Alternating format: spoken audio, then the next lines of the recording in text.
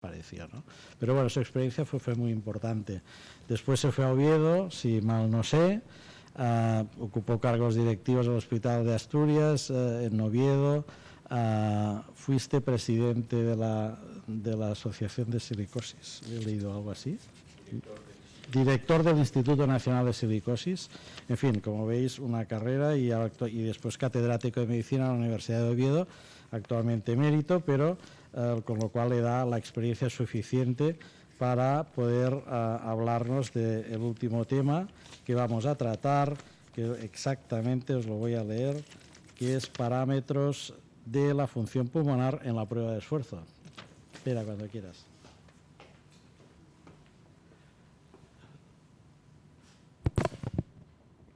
¿Puedo bajarlo un momento así? No, así, ¿no? Buenas tardes, en primer lugar. Sin ninguna duda soy el de mayor edad de los que están aquí. Sí. Y por lo tanto eso me da cierta prerrogativa, que es la de no obedecer al doctor Serra, que dice que hay que decir cosas nuevas. Bueno, pues la gracia está en decir cosas viejas que parezcan nuevas. Voy a intentarlo. Pero dejadme que, en primer lugar, exprese mi agradecimiento al doctor Serra Grima, doctor Carreras también por la presentación y todos los demás compañeros. Es muy gratificante encontrarte con ponentes que han sido alumnos tuyos, Juan, en Oviedo, lo cual le hace sentir a uno muy joven, estar aquí todavía. En este momento, como decía el doctor Carreras, yo estoy ya jubilado. Jubilado es de júbilo, de satisfacción, de placer, pero la cabeza sigue activa y espero que siga hasta el último momento. Decía agradecimiento al doctor Serra, me vais a permitir estos minutos, porque yo me formé como estudiante en este hospital, como residente en este hospital.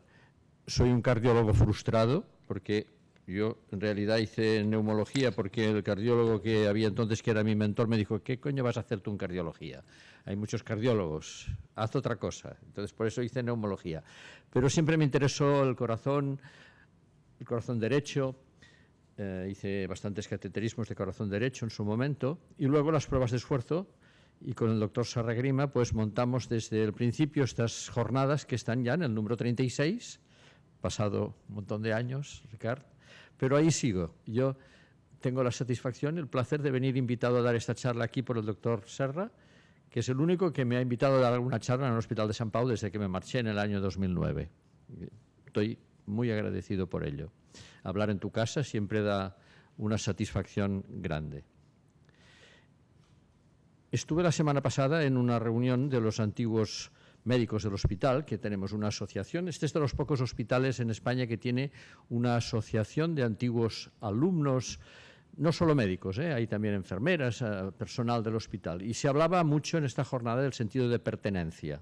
Yo creo que este hospital tiene muy arraigado este sentido de pertenencia, de pertenecer a una institución que está enraizada en la ciudad, en Cataluña, también en España, internacionalmente, pero hay un gran sentido de pertenencia. Y después creo que también tiene un gran sentido de continuidad, que son las dos piedras angulares que hacen que una cosa sea sólida, ¿no? Si no permanece, si no continúa, pues se pierde fácilmente. Y este curso es un ejemplo de continuidad también.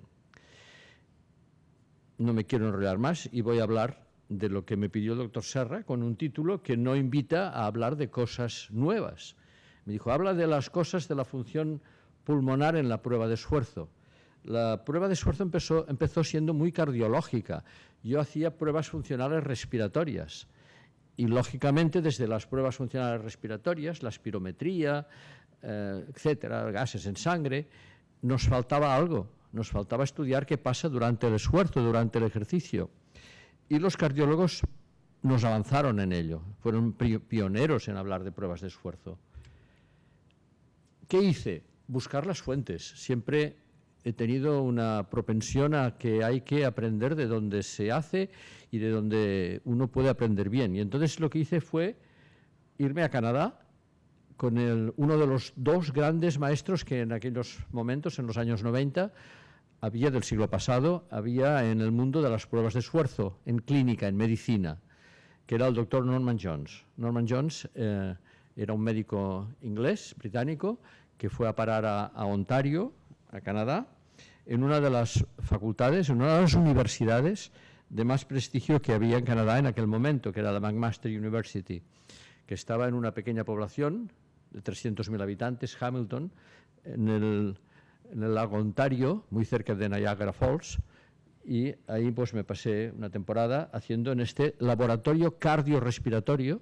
Fijaros que ahí era muy divertido porque aquí las pruebas de esfuerzo se pensaban mucho. Uy, hay que hacer una prueba de esfuerzo, Dios, vamos a pensarlo.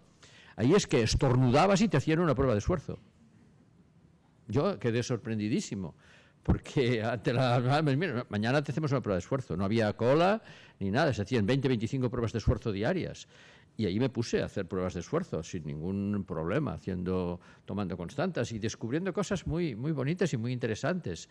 Por ejemplo, yo me sorprendía porque venía gente muy fumadora que tenía niveles de carboximoglobina muy altas y no les prestaban atención. Y yo sí que les prestaba atención. Y entonces fui a ver al doctor Jones y dije, oiga, ¿no se ha fijado usted en esto? Y me dijo, me miró fijamente y me dijo, hoy que estamos a viernes, el lunes me prepara usted una charla sobre esto que me está usted insinuando.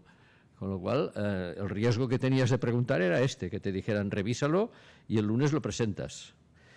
Bien, ahí pues hicimos esto. Tuve también la oportunidad de hacer una publicación que para mi currículum pues es muy satisfactoria porque está firmada por personas muy importantes, aparte del doctor Killian, pero está el doctor Campbell. El doctor Campbell fue el introductor de la oxigenoterapia en el mundo médico, de las mascarillas de Venturi.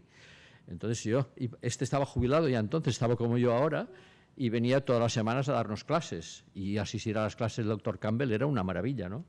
Bueno, pues hicimos esta publicación que contribuyó a aclarar que los músculos respiratorios, en contra de lo que se decía, tenían un consumo muy bajo de oxígeno y no participaban en nada en la disnea de los pacientes. O sea que no era por esto que tuvieran disnea, era por otros motivos en todo caso. Entre ellos, el más importante, ya se lo anticipo, en los enfermos respiratorios, es el atrapamiento aéreo. Yo me cansé a lo largo de mis años de práctica médica de decirles a los pacientes neumológicos, yo creo que también vale para los cardiópatas esto, es decir, usted cuando camine y tenga disnea, pare y sople, saque el aire. El aire no tiene dificultad en entrar, la tiene en salir. Si usted le ayuda en salir, el pulmón no tiene tanto estiramiento y la disnea desaparece. Y bueno, es una regla práctica que funciona y sigue funcionando, Bien, esta es una publicación que luego, a mi regreso en España, contribuyó de base para una publicación que hicimos con la doctora Rosa Güell, neumóloga también, que puso en marcha aquí en el hospital la rehabilitación respiratoria en los pacientes con EPOC, no se les hacía rehabilitación, y esta publicación en Chest del año 2000, pues cuando lo miré en abril de este año para preparar esta charla, tenía 500, casi 600 citas.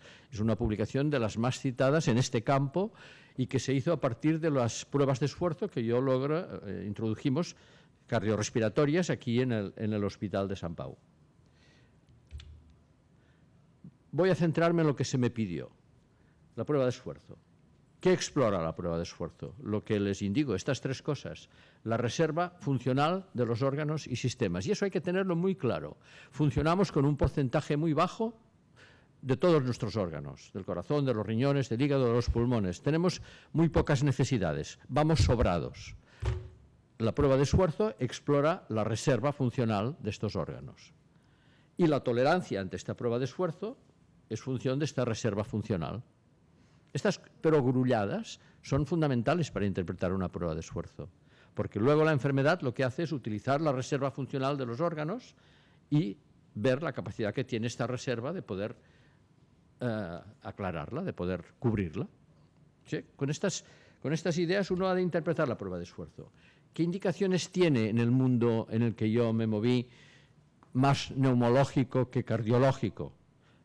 Pues el dolor torácico ante un esfuerzo, para estudiar una disnea de causa no aclarada, para evaluar diferentes enfermedades respiratorias, desde pues, EPOC, fibrosis pulmonar, etc. los programas de entrenamiento. Esto es lo que hicimos en las pruebas de rehabilitación respiratoria. Sometíamos a los pacientes a un entrenamiento programado y les evaluábamos con la prueba de esfuerzo periódicamente, cada 6 meses, luego cada año, etcétera, para ver cómo evolucionaban metabolopatías de distinto tipo, arritmias, claudicación intermitente, etcétera, etcétera, etcétera. Pueden ustedes poner pues, las cardiopatías congénitas, pueden ustedes poner todas las cosas que quieren. Ya les digo, estornuda, prueba de esfuerzo. Nos confirman un diagnóstico, en cardiopatía coronaria nos confirman un diagnóstico o nos ayudan. Pueden servir también para saber si una entidad mejora o empeora. Tenemos pruebas objetivas, números que nos dicen, oiga, esto va peor objetivamente, no es solo mi impresión. Factores que limitan el ejercicio pueden ayudar a modificar un manejo clínico, más fármacos, menos fármacos, más ejercicio, menos ejercicio, o contraindicar actividades o ocupaciones. Es decir, oiga, perdone, usted no puede hacer este tipo de trabajo porque requiere una carga de esfuerzo que usted no puede hacer, o puede hacerla. ¿Cómo se hacen en neumología? En el laboratorio de función pulmonar incorporamos la prueba de esfuerzo y ¿qué material nos servimos? Pues indistintamente, o un cicloergómetro o un tapiz rodante. Lo mejor es tener las dos cosas. Yo tenía las dos cosas aquí porque teníamos el tapiz rodante del doctor Serra y cuando requeríamos alguna vez pues también lo podía utilizar. Pero si no, con un cicloergómetro puede funcionar. Hay que tener claro que la prueba de esfuerzo es de esfuerzo máximo y se llama prueba de esfuerzo máximo limitado por síntomas o por decisión del que coordina la prueba. Son las dos maneras y eso hay que tenerlo claro porque si no, no se puede comparar. Una prueba de esfuerzo en la que el que coordina la prueba está mirando otra cosa o el enfermo quiere simular, no vale. Es una prueba de esfuerzo máxima limitada por síntomas o porque el que coordina la prueba decide pararla ante un riesgo de que ocurra algo. En neumología, esta prueba de esfuerzo se hace progresivamente, incremental, como en cardiología, con cargas muy pequeñas, porque los pacientes respiratorios muchas veces no toleran cargas. No se hacen estos protocolos de Bruce o otras cosas que hay más introducidas en cardiología. Cada maestrillo tiene su librillo en esto. Yo reconozco que este es el librillo de McMaster, porque otros librillos que luego conocí usaban otros métodos. Pero este es muy repetitivo, es muy útil y se basa en cargas pequeñas que el paciente casi no note. 16 vatios, 100 kilopondímetros por minuto. Y la evaluación minuto a minuto de las variables clínicas, cardíacas, respiratorias y metabólicas. Estas 4 cosas hay que tenerlas claras. Minuto a minuto vas tomando medidas de lo que está pasando. ¿Qué variables clínicas? Se le instruye previamente al paciente y se le dice, yo le iré preguntando cada minuto, aunque esté conectado a una boquilla, se le instruye para que pueda indicar con el dedo, le iré preguntando si usted tiene dolor torácico, si tiene disnea o si tiene molestias o algo que le impida seguir usando sus piernas, molestias en las extremidades. Y esto se va preguntando a través de una escala de Borg. Este es Borgen, un psicólogo escandinavo, que usó primero su escala de 0 a 20, luego la modificó para hacerla más sencilla, es una escala exponencial, la que yo usaba era de 0, 0, 5, 1, etcétera, tiene una pendiente, y se intenta ligar un número con una palabra. Desde 0, que está absolutamente en reposo, hasta máximo intolerable extremo de lo que aquella persona tiene, sea dolor, sea disnea o sea molestias en las extremidades. Y si uno tiene el cartel ahí delante y se le dice cada minuto le iré preguntando por este dolor, disnea o molestias en las extremidades, lo único que tiene que hacer es señalar con el dedo. Y yo transformo la palabra en un número. ¿Qué variables cardíacas se van monitorizando? La frecuencia cardíaca, latidos minuto, la presión arterial, minuto a minuto, sistólica y diastólica, y el electrocardiograma. He puesto aquí onda T y segmentos T, pero se puede mirar lo que quiera usted del electrocardiograma, porque esto sí, los electrocardiogramas ahora tienen ya no 12, sino 50 derivaciones deben tener ahora ya. Yo empecé con una. Imaginaros, esto ahora pues lo lógico es que los equipos tengan todas las derivaciones habidas y por haber. La presión arterial es fundamental. Yo recuerdo que en San Pau haber diagnosticado una miocardiopatía haciendo una prueba de esfuerzo en un paciente que no sabíamos que tenía una miocardiopatía porque no subía la presión. La presión tiene que subir progresivamente. Uno tiene que saber qué espera encontrar para interpretar lo que pasa. ¿Qué se mide del aparato respiratorio? Pues lo que se puede medir, la ventilación con sus dos elementos, el volumen de cada movimiento respiratorio y la frecuencia respiratoria, y la saturación de oxihemoglobina. La saturación de oxihemoglobina, desde que tenemos pulsioxímetros, es una maravilla. El pulsioxímetro, yo no me canso de repetirlo, tengo cosas escritas sobre el pulsioxímetro, es el aparato mejor que se ha inventado, con permiso del TAC y del escáner y de otros aparatos, pero el pulsioxímetro ha salvado vidas a manta, porque antes el cirujano, antes de que viera que la sangre salía negra y avisaba, pues ahora el pulsioxímetro te avisa antes que el electro de cualquier anomalía. Bueno, pues el pulsioxímetro me permite ver la saturación de oxihemoglobina de una manera perfecta.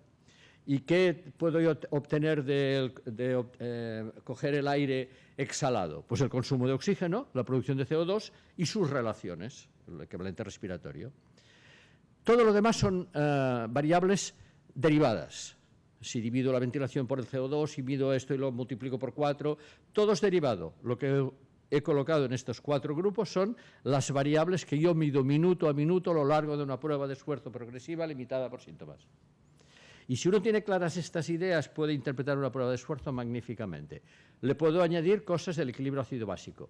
Puedo pinchar la arteria, puedo canalizarla previamente si es que voy a tomarlo minuto a minuto, o puedo medir el ácido láctico, que se incorporó también de una manera semicruenta, pinchando la oreja, pinchando un pulpejo, etcétera, etcétera, y teniendo ahí al lado pues, un medidor de milimoles litro de ácido láctico.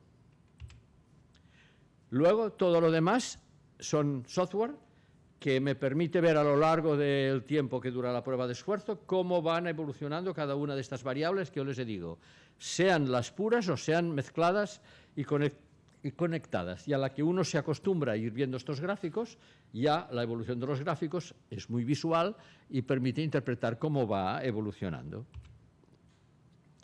Llegó el momento de interpretarla esta prueba. Tengo que hacerme 4 preguntas sencillas. Y yo no lo he visto en otros informes, esto en general. Por eso consideraba que el haberlo aprendido de un lugar en donde eran metodológicamente muy correctos era fundamental. ¿Qué me pregunto? ¿Hasta dónde llegó? Si yo sé que ha de estar parada por síntomas, y digo, oiga, ¿a dónde llegó esta persona? ¿Y por qué se paró? ¿Cuál fue el motivo que le hice parar? ¿Que le dolía el pecho? ¿Que tenía fatiga? ¿Que le dolían las extremidades? ¿Que lo paré yo porque vi algo en el electro? ¿Qué fue lo que me obligó a parar? ¿Cómo se fue adaptando por los distintos aparatos, circulatorio, respiratorio, metabólico? ¿Y qué conclusiones saco de esta prueba de esfuerzo? Así es como hay que interpretar la prueba de esfuerzo. Y por lo tanto, un informe tiene que estar redactado en estos términos.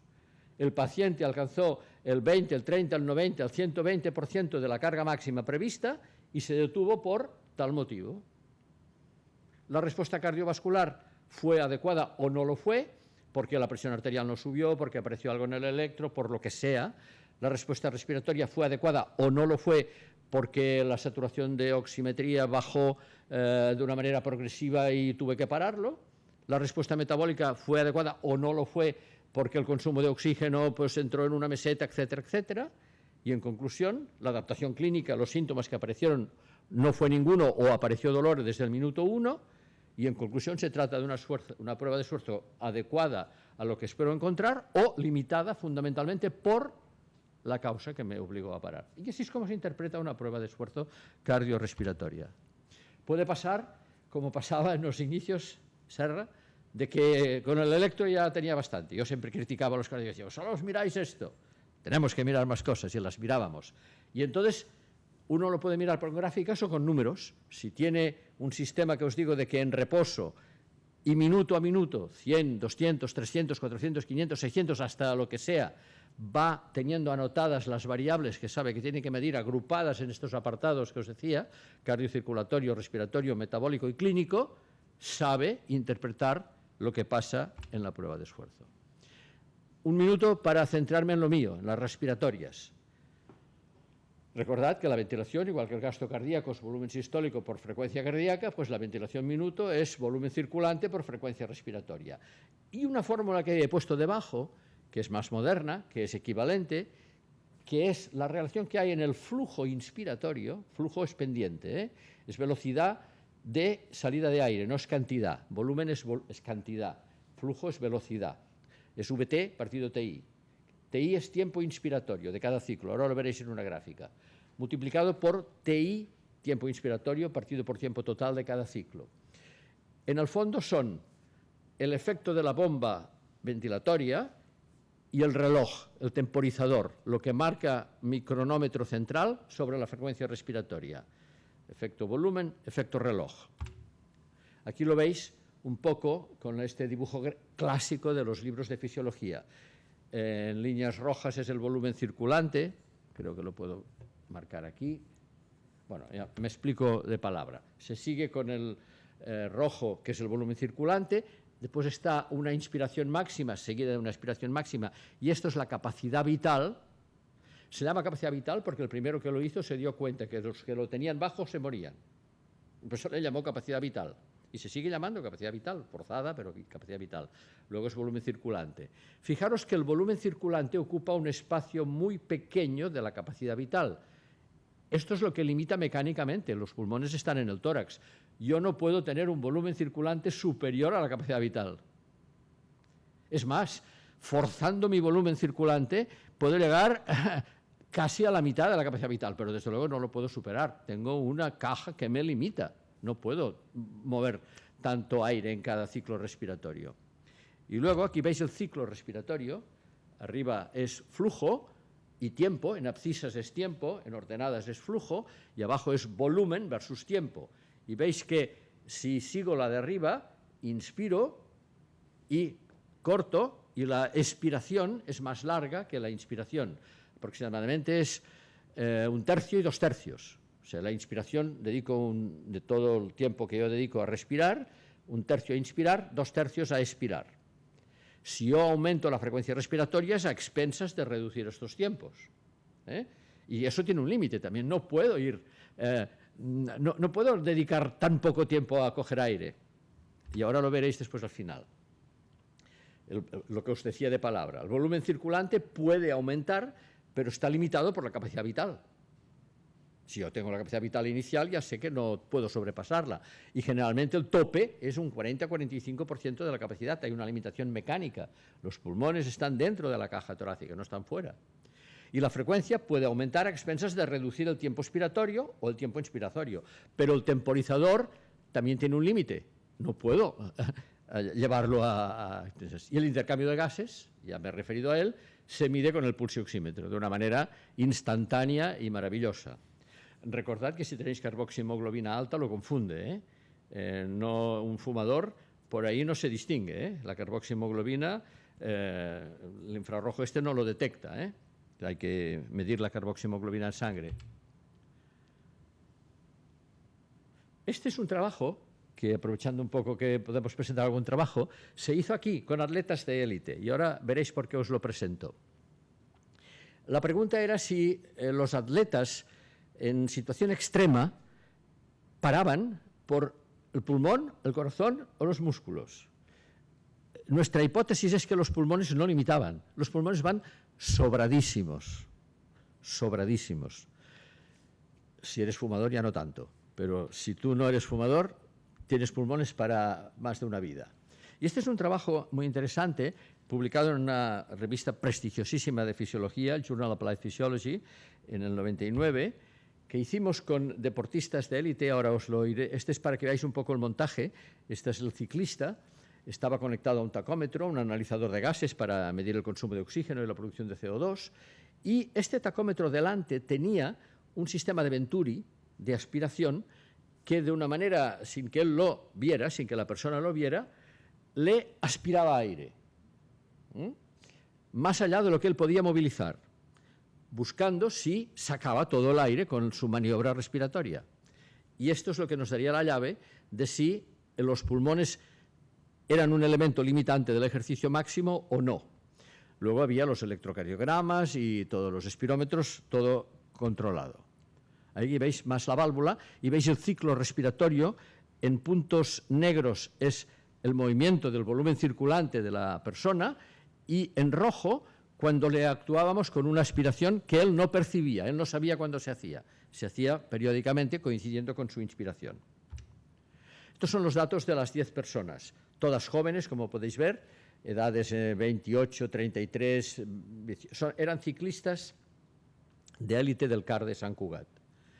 Altura, peso, frecuencia cardíaca máxima que llegaron, 183 pulsaciones minuto en la prueba de esfuerzo, el consumo máximo de oxígeno y el porcentaje del teórico, un 151% del nivel teórico previsto para su edad, talla y peso. O sea, hicimos una prueba de esfuerzo no máxima, super máxima. Esta es la espirometría que teníamos de estas 10 personas, súper sanas. La espirometría incluso mejoró un 5, 6, 8% después de la prueba, lógicamente, o mejoró su capacidad. Estos son datos de ventilación, volumen circulante, frecuencia respiratoria. Fijaros, llegaron a 52 respiraciones por minuto, más o menos 11, con un volumen circulante del 47% de la capacidad vital en el momento máximo, o sea, casi rozaron el 50% de su capacidad vital, es un tope que solo está al alcance de personas muy entrenadas y con un flujo inspiratorio muy alto. Y aquí veis las gráficas, que esto entra por los ojos, del volumen circulante en el momento de máximo esfuerzo y lo que lográbamos con la bomba aspirativa del Venturi. Y en los 10 casos pudimos ver que ni en su situación de esfuerzo máximo el pulmón llegaba a su límite. O sea, cuando paraban la prueba de esfuerzo, que se paró porque ya no podían más, no era porque el pulmón mecánicamente les limitara. El pulmón, pudimos concluir, la bomba ventilatoria, el pulmón sabéis que tiene dos grandes elementos, la bomba y el intercambiador de gases, no era responsable de finalizar el ejercicio máximo en estos atletas. Y el esfuerzo se detenía por otros motivos, realmente por ya llegar al tope y llegar al máximo, pero no por la bomba ventilatoria. Contestó a esta pregunta. Voy acabando. En esta época en que yo hacía estas cosas, no había curso en la que no se hablara del umbral anaeróbico. Y los grandes popes del umbral anaeróbico, el concepto se debía al doctor Wasserman, que trabajaba en Los Ángeles, y que era el otro gran pope mundial de las pruebas de esfuerzo, aparte de los nórdicos, de los europeos. Estos eran en Estados Unidos y en Canadá. Bien, los tuvimos en Barcelona a los dos en un congreso, porque el doctor Norman Jones decía que el umbral anaeróbico no era ni umbral ni anaeróbico, porque no tenía esta idea. No, el umbral es una idea de que esto no está y ahora está, y en cambio si uno mira cómo se va produciendo este desequilibrio ácido básico, pues va viendo que primero hay un metabolismo de baja intensidad, con consumo de oxígeno, con aeróbico, y luego prima el metabolismo de carbohidratos y hay una pendiente en donde Wasserman le llamaba umbral anaeróbico, pero lo que Norman Jones decía y defendía es que el metabolismo anaeróbico se ejercía desde el principio, con menos intensidad, pero que había también anaerobiosis desde el principio. Por lo tanto, no había un umbral. Esta era su gran descripción filosófica.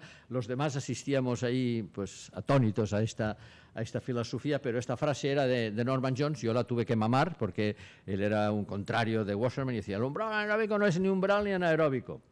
De todas maneras, en los gráficos del propio Jones, en el 82, ya publicaba, fijaros, esto es los lactatos, el ácido láctico en ordenadas y el ritmo de trabajo, y efectivamente aparecía un aumento de ácido láctico a lo largo de la prueba de esfuerzo.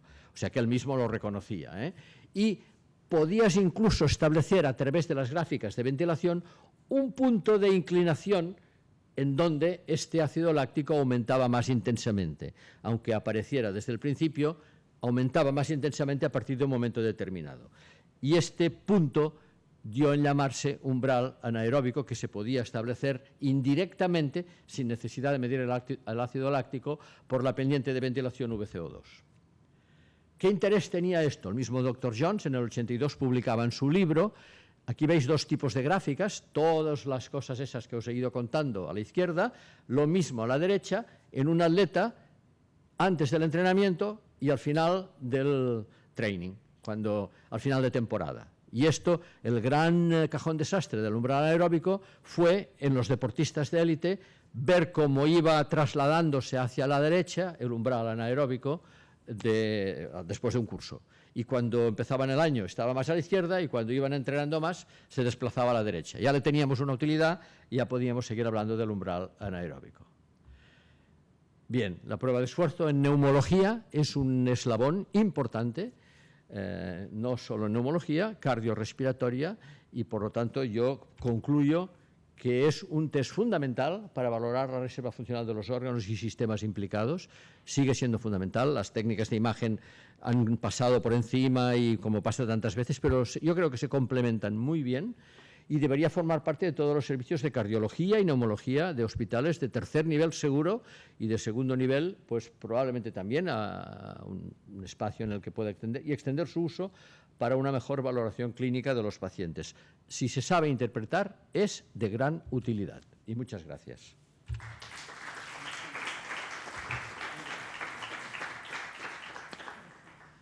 Muchas gracias, Pere, por tu charla magnífica, ¿no?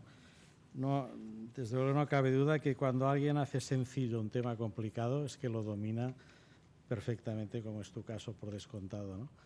¿Alguna pregunta, doctor Casán?